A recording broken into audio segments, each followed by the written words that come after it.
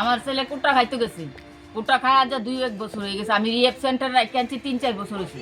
আমার রিহেব সেন্টারের কাগজও আছে। তইলে ফোলা গেছে খাওয়ানোর লিগা যাইয়া তারার 5 তালা ধরা পড়ছে, ওসিআইয়া ধরছে। ধরার পরে ফোলারে ফাইয়া সেটা ফোলারে দিয়ে দিছে এনডিবিস কেসেও। তো আমার ফোলা কি ব্যস্ত গেছে? আমার ফোলা বেচা কিনি করে না, এটি গ্রামের মানুষও কইতে পারতো না।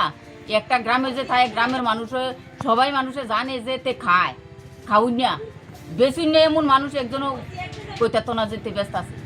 5 তালা দয়ে বিয়ে বেছে 10 তালা করে, 5 তালা করে, 3 তালা করে, তারা নাই। আমার বাড়ি আইয়া দেহক না তার তদন্ত করিয়া জিনিসটা পায়নি না পায় কিতা পায়। আমার বাড়ি হয়েছে ভাঙ্গা বাড়ি। ভাঙ্গা বাড়ির ভিতরে যে জিনিসটা আছে এই জিনিসটাও বেচা করে টেয়া না দিতে ফোলা নিয়ে বেচা খায়। ডেক বেছে, থাল বেছে, বাড়ি বেছে, গোটা বেছে, বেচে নিয়ে খায়। আমি এই জন্য টেয়া 10 টাকা খুঁজি, 20 টাকা খুঁজি, 50 টাকা খুঁজি, 100 টাকা খুঁজি, এমন মানুষও আছে কইুন না। সাক্ষী দই না আছে বেড়ি খুঁজে মানুষের নিয়েও ফোলারে দেয়। ফোলা থাকতে পারে না, এইসব ফোলারে নিয়ে নি মানুষের কেস মামলা করি। এদিনে আইনের শিক্ষা দিছে, ওসি বানাইছে, দারগা বানাইছে, পুলিশ বানাইছে মানুষ এমনি। আর যে তারা বেচা কিনি করে তারা রয়েছে 5 তালা বাড়ি, 3 তালা বাড়ি, এটি কিছু দেয় না ওসিরা।